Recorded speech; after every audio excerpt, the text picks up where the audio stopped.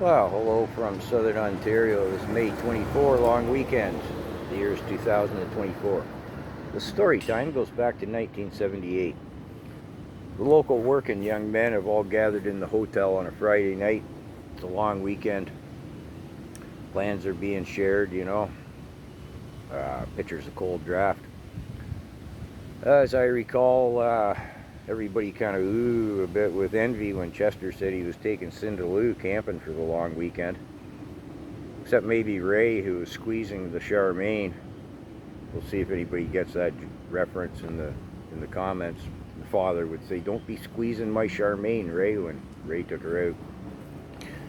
Anyways, most of the plans were centered around Wahoo's annual corn roast. It was later in the year than May, of course, right? So after plans were discussed and it was agreed upon, the corn roast would be the highlight of the weekend, enhanced by the fact Spaceman had gotten in a large volume of double-barreled, think Timothy Leary. That would enhance the party considerably, and indeed it did. Actually, the corn roast is a story unto itself. But anyways, everybody's plans discussed, the crew settled down, and I said, "Hey boys, you want an Uncle Carl story time?" Because yeah, they called me Uncle Carl then. Did I say this is all fiction? Anyways, so I said to the boys, I said, well, my gypsy blood was running there last night with the full moon and everything, so I pulled out Aunt Lola's crystal ball. I took a look into the future. Caveman piped up, who's going to win the trifactor in the ninth at Mohawk? I said, oh, the crystal ball doesn't do stuff like that. Sorry. I went into the year 2000 and slightly beyond. Dumb Dennis pondered that. He said, the year 2000, any of us going to be alive then? And somebody else piped up, might have been Spoon. Everybody had nicknames in those days. I think it was Spoon. He piped up, well, maybe not you, dummy, but the rest of us will be about ready to retire. So anyways, then somebody, I think it was Caveman, said, well, get on with the story, Uncle Carl. What did the crystal ball tell you?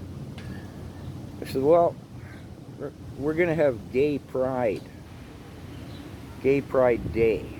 And everybody was like, gay pride, like your prideful about being happy? Because that's what gay used to mean, right? We'll have a gay old time. Whose theme song was that? Anyways, I had to explain to them what gay now means, right? And I'll leave all the bad jokes out of the story. I'm sure you can imagine there was butter involved and stuff. Probably not best I get into all that business anyways. So the boys haven't settled down. Once again, Caveman said, well, I mean, they have a whole day of being prideful about being gay. I said, oh, well, it started with a day, and then it was a week, and then it was a month, and a couple of years later, it was a whole season. A whole season. Oh, this set the boys off. They just couldn't get their head around this. And this is in the year 2000. I said, oh, yeah, there's rainbows everywhere. Rainbows? There's rainbows everywhere? I said, well, no, they paint them on the sidewalks and stuff. It's all about the gay pride thing. The sidewalks are painted like rainbows. Oh, yeah. So you should see the gay pride parade, man, like from, Aunt Lola's crystal ball. Like, I mean, there's people there, they hardly got any clothes on at all. Hey, what?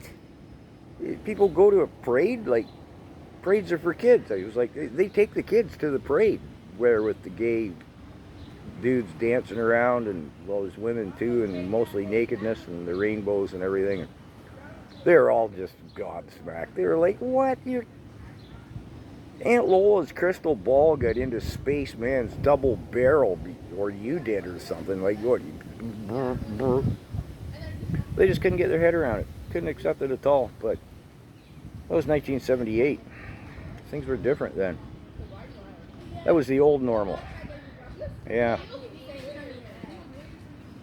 So, anyways, nobody really believed me.